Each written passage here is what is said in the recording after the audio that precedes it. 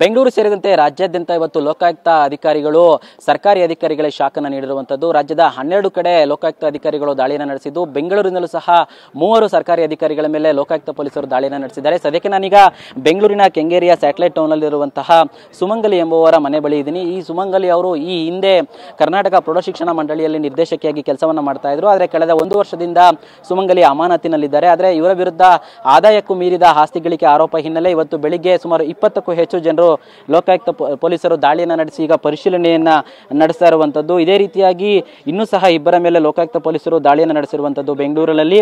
ಅದು ಮಂಜುನಾಥ್ ಎಂಬುವರ ವಿರುದ್ಧ, ಅಂದ್ರೆ ಆ ಮಂಜುನಾಥ್ ಎಂಬುವರು ಮೆಡಿಕಲ್ ಆಫೀಸರ್ ಮಲ್ಲಸಂದ್ರ ಹೆರಿಗೆ ಆಸ್ಪತ್ರೆಯಲ್ಲಿ ಇದ್ದಾರೆ. ಇವರ ಮನೆ ಮೇಲೂ ಸಹ ಅನ್ನಪೂರ್ಣೇಶ್ವರಿ ನಗರದಲ್ಲಿರುವಂತಹ ಮನೆ ಮೇಲೂ ಸಹ ಸುಮಾರು 10ಕ್ಕೂ ಹೆಚ್ಚು ಲೋಕಾಯುಕ್ತ ಪೊಲೀಸರು ದಾಳಿ ನಡೆಸಿ ಪರಿಶೀಲನೆಯನ್ನ ಮಾಡ್ತಾ ಇದ್ದಾರೆ.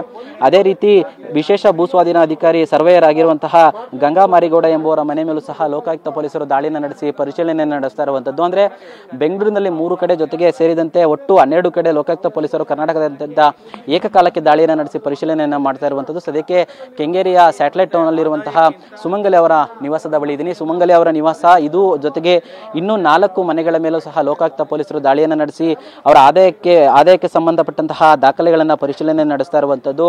ಅಂದ್ರೆ ಇವರು ಇನ್ಕಮ್ ಟ್ಯಾಕ್ಸ್ ಅಲ್ಲಿ ಡಿಕ್ಲೇರ್ ಮಾಡ್ಕೊಂಡಿದ್ದಂತಹ ಏನು ಆಸ್ತಿ ಇದೆ ಅದಕ್ಕಿಂತ ಸಹ ಹೆಚ್ಚು ಆಸ್ತಿ ಇದೆ ಅನ್ನೋದ್ರ ಬಗ್ಗೆ ಲೋಕಾಯುಕ್ತ ಪೊಲೀಸಲ್ಲಿ ದೂರನ್ನ ಬಂದಿರುತ್ತೆ. ಈ ದೂರಿಗೆ ಸಂಬಂಧಪಟ್ಟಂತೆ ಪ್ರಕರಣವನ್ನು ದಾಖಲಿಸಿಕೊಂಡು ಪೊಲೀಸರು ಈಗ ಲೋಕಾಯುಕ್ತ ಪೊಲೀಸರು ದಾಳಿನ ನಡೆಸಿ ಈಗ ಈ ಒಂದು ಆದಾಯದ ಹೆಚ್ಚು ಬೀರಿದ ಆಸ್ತಿ ಗಳಿಕೆ ಸಂಬಂಧ ನಿರಂತರವಾಗಿ ಪರಿಶೀಲನೆಯನ್ನು ನಡೆಸ್ತಾ ಇರುವಂತದ್ದು.